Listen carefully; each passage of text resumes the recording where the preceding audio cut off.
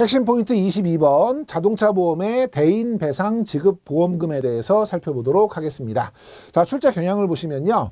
유형 첫 번째는 자동차 보험 대인 배상에서 부상 보험금 보상 내용에 해당하지 않는 것은 해서 우리가 사망 보험금이 있고요. 부상 보험금이 있고 후유장애 보험금이 있죠. 요 각각의 배상하는 내용들이 쭉 나열이 됩니다. 그래서 제일 첫 번째 유형은 사망 보험금, 부상 보험금, 후유장애 보험금의 세부 항목을 바르게 연결한 것은 또는 아닌 것은 맞는 것은 이런 걸 고르는 문제가 나오기 때문에 각각의 보험금 기준으로 해서 세부 지급 항목들이 어떤 것들이 있는지 이걸 여러분이 챙겨두셔야 되고요.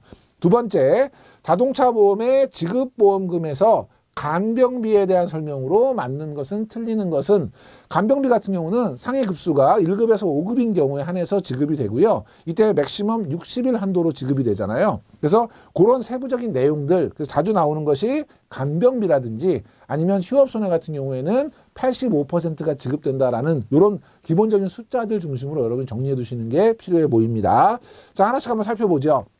사망보험금 같은 경우는 장례비, 그 다음에 위자료, 그 다음에 상실수익액 요 세 가지가 사망보험금에 해당이 되는 거예요. 여러분이 사망보험금 항목 세 가지 기억하시고 다음 중 사망보험금이 아닌 것은 4번 간병비 그럼 골라내셔야 된다는 거죠. 그래서 여러분이 세 개 기억하시고 장례비는 500만 원 지급되고요. 위자료 같은 경우는 나이대에 따라서 만 65세 미만인 경우에는 8천만 원 한도로 그 다음에 만 65세 이상인 경우에는 5천만 원 한도로 지급이 되고 상실수익액 같은 경우는 사망을 하셨기 때문에 근로할 수 있는 기간 동안에 수익이 없어진 거를 이제 보완해주는 이런 이제 제도가 되겠죠. 그래서 월 평균 현실 소득액에서 생활비를 뺀, 그러니까 생활비를 뺀 상실된 소득만 계산하겠다는 거고 여기다가 사망일로부터 보험금 지급일까지의 월수하고 라이프니츠 개수를 더한 금액을 곱해서 산정을 하게 됩니다. 그래서 이거는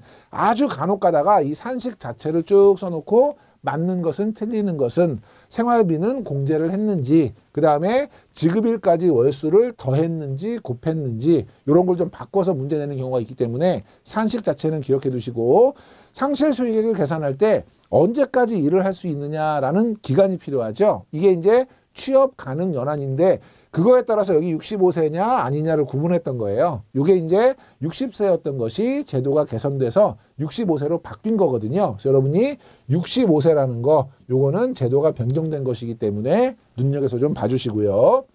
다음에 부상보험금 같은 경우는 항목이 5개예요. 첫 번째가 구조하는 데 필요한 구조수색비, 두 번째가 치료와 관련된 치료관계비, 세 번째가 위자료, 그 다음에 네 번째가 휴업손해인데 이 휴업손해 같은 경우는 아까 제가 숫자 하나 말씀드린 거 있죠.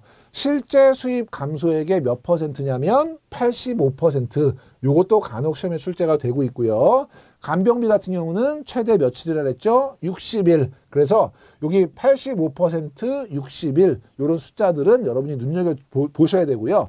기본적으로 부상보험금의 5가지 항목 자체를 기억하시는 게 시험에 가장 많이 나옵니다. 잘 챙겨두시고 후유장애 보험금 같은 경우는 후유장애와 관련된 위자료, 그 다음에 상실수익액, 그 다음에 가정간호비인데요. 자, 위자료 같은 경우는 여기 부상보험금에도 위자료가 있고요. 후유장애 보험금에도 위자료가 있어요.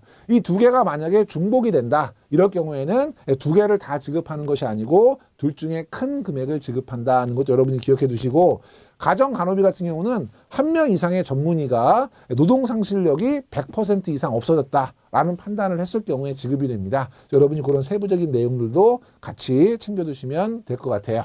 자, 키포인트는요. 각 지급보험료에 해당하는 세부 내용도 중요하지만 비용의 종류, 사망보험금에는 어떤 게 지급이 되고 부상보험금에는 어떤 게 지급이 되고 후유장애 보험금에는 어떤 것이 지급되는지 지급에 대한 비용 종류를 잘 정리해 두시는 것이 이 부분에서의 키포인트가 되겠습니다.